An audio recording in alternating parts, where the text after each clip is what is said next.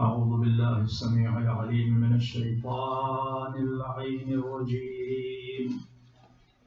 بسم الله الرحمن الرحيم. الحمد لله رب العالمين بارئ الخلائق أجمعين باعث السفراء الأكرمين والصلاة والسلام والتحية والإكرام على أشرف الأنبياء والمرسلين حبيب إله العالمين سيدنا ومولانا أبي القاسم محمد اللهم صل على محمد وعلى أهل بيته الأطيبين الأنجبين ولعنة الله على أعدائهم أجمعين. أما بعد، فقد قال الله الحكيم في الذكر الكريم: أعوذ بالله من الشيطان الرجيم. ربنا هب لنا من أزواجنا وذرياتنا قرة أعين واجعلنا للمتقين إماما. صلوات. اللهم صل على محمد وعلى محمد. We are in the days of Imam Hussein alayhi salatu wasalam, and we are remembering the great sacrifice made by our leader Imam Hussein alayhi salam. In fact, when we look at the evil biography of Yazid, we find that he ruled Muslim world for around 3 years, from 61 to 64, slightly before 61, because he started from Rajab 60. Then he perished in Rabiul Awwal 64. Just around 3 years. And in those 3 years, he committed 3 extremely horrendous crimes. In the first year, he killed Imam Hussein alayhi salam and his companions and his family members. And then in the 3rd year of his rule, he attacked Madinatul Nabi, the city of Prophet Muhammad sallallahu alayhi wa sallam.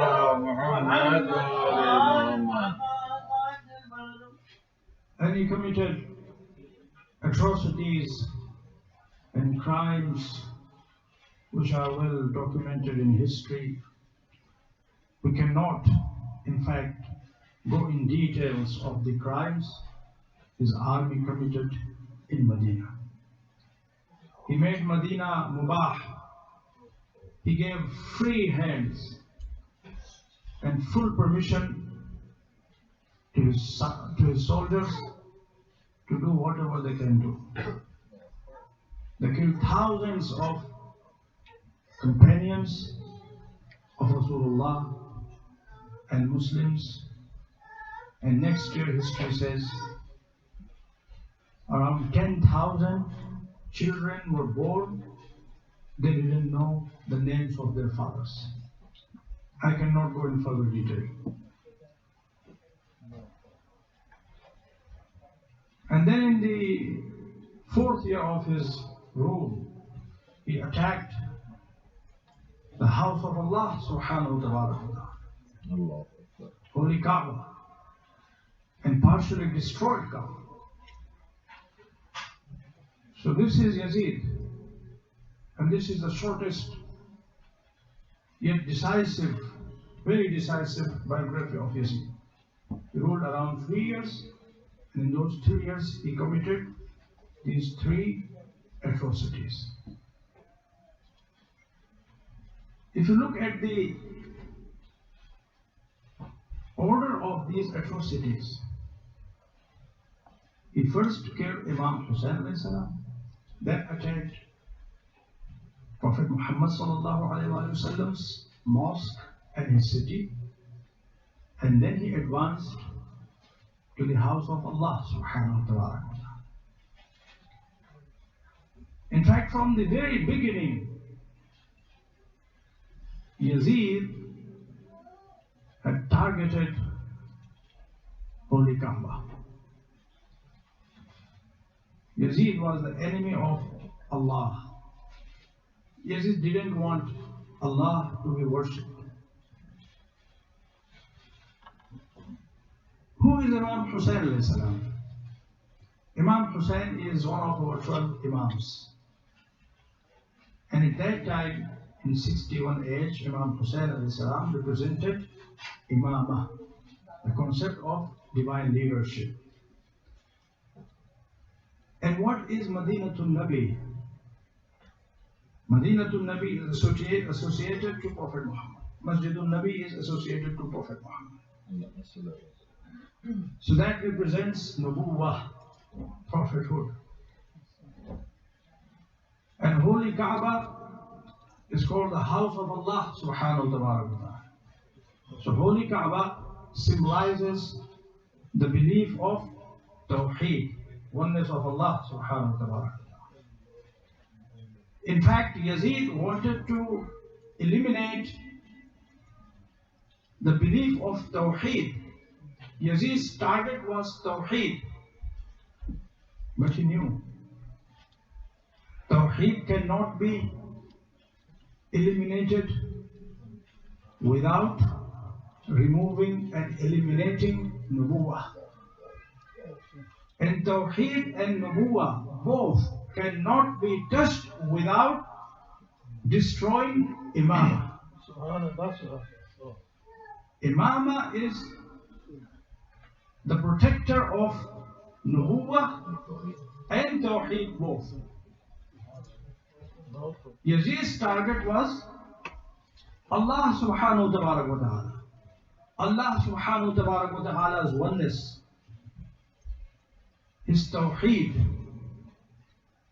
But he killed Imam Hussain alayhi salam first because he knew as long as Hussain is standing, he cannot touch prophethood, and he cannot touch Tawheed, the symbol of Tawheed, Holy Kaaba. And this is the importance of Imamah, and this is the importance of Imam Hussain alayhi salatu wasalam. And that's why it is said, Haqqa ki bina ila ila. Indeed, Hussain is the foundation of the oneness of Allah subhanahu wa ta'ala. Hussain protected Tawheed. Hussain protected prophethood. Hussain protected our belief system. Imam Hussain protected Salah. All the fundamentals, teachings of Islam, all the principles of Islam, all the values of Islam, all and all were protected by Imam Hussain alayhi salam. Allahu Akbar. Ya Rasulullah.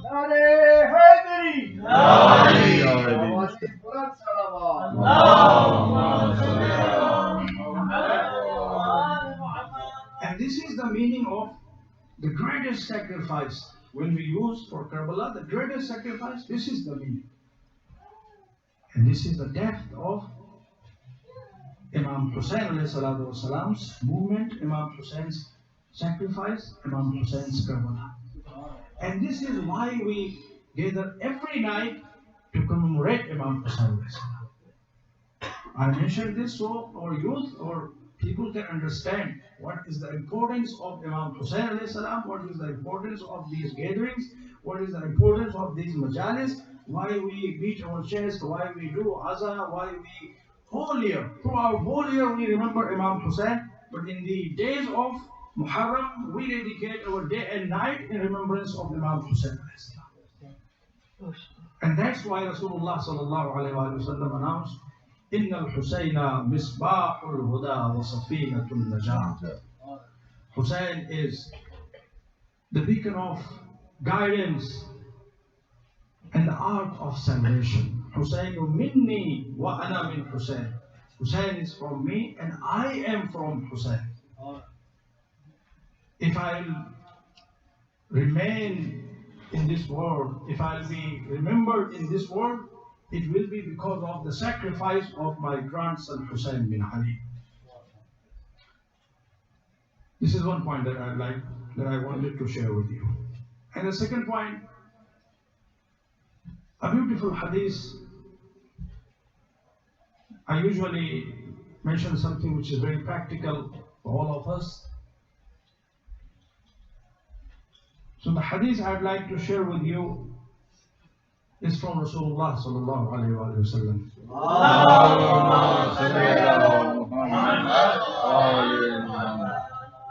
And in this hadith, Rasulullah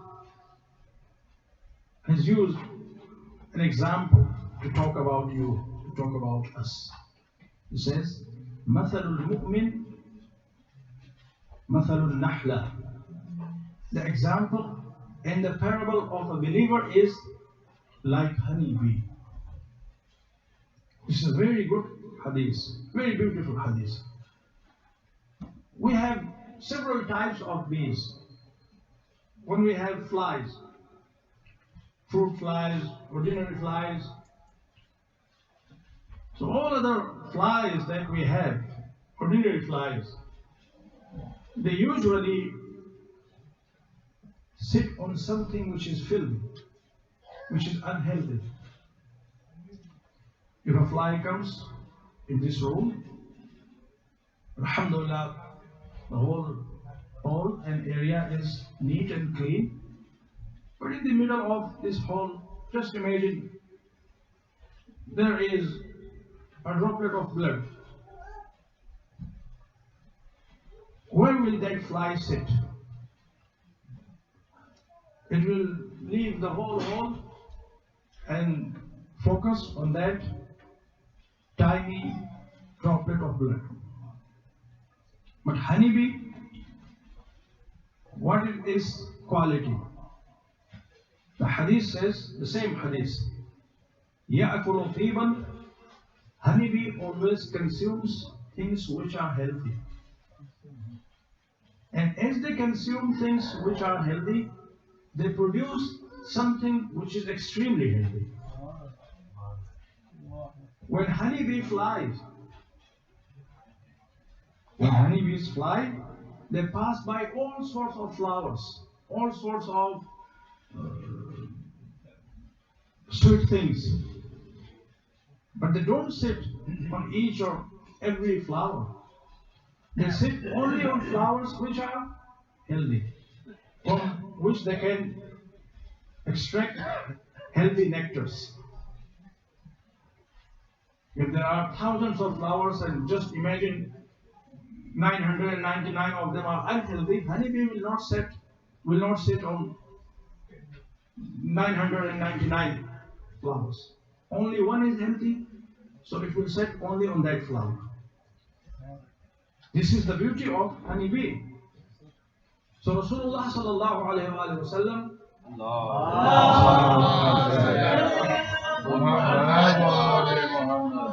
wants us to be like ordinary flies or honeybee. Honeybee. مثل المؤمن كمثل النحلة يأكل طيبا. Alhamdulillah, we all are living in Western world, where there are a lot of good things. And there are many things which are un-Islamic, unhealthy as well. Any part of the world you live, you'll experience the same situation. When you go outside of your home, you'll have good and bad things. So based on this hadith, We are allowed to live anywhere in this world. The whole world is Allah subhanahu wa ta'ala's property. And we are the servants of Allah subhanahu wa ta'ala. It is your choice. It is our choice where we choose as our residence place, as our homes. There is no restriction. But always remember, you are like honeybee.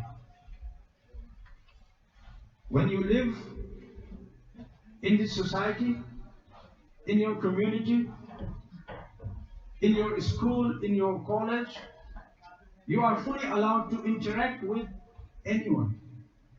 You interact with your friends, Muslims, non-Muslims, Christians, Jews. You interact with everybody. You talk to them, you befriend with them, you learn from them. But always remember, honeybee sits on a flower which is healthy. You take from your non-Muslim friends or your Muslim friend or from anyone only the things which are healthy, which are Islamic, which are in compliance with your religious identity. Don't take filthy things. Don't take garbages. Don't take things which are un-Islamic. Just filter it, like honey. So you coexist with every person, but don't take from them anything which is un-Islamic and unhealthy. And if you focus on this point, you only take good things from the environment you live in, from your friends, from the culture you are being raised, from your school, from your, for example, punctuality. Hadith says, Al-hikmatu dhallatul mu'min. Any wisdom, in any form, anything which is wise, which is logical, which is healthy, that is a lost property of a mu'min. And a mu'min should take anything which is healthy from anyone. Even from kafir, from mushrik, from munafiq, from Hindu, from Sikh, from anyone we are allowed to learn. But the criterion should be that item should be healthy. So this is a beautiful hadith. مثل المؤمن كمثل نحلة. And we mustn't live like ordinary flies as they focus on filthy things, as they embark on filthy things. We should not take from the environment things which are filthy, which are not suitable for us as Muslims. However, there are fortunately a lot of people who take un-Islamic things, non-healthy things from the environment, but they refuse to take the healthy things which this environment is offering to them. So this is a beautiful hadith, and always remember this hadith. And this hadith reminds me another hadith from Imam Ja'far Sadiq alayhi salatu wasalam.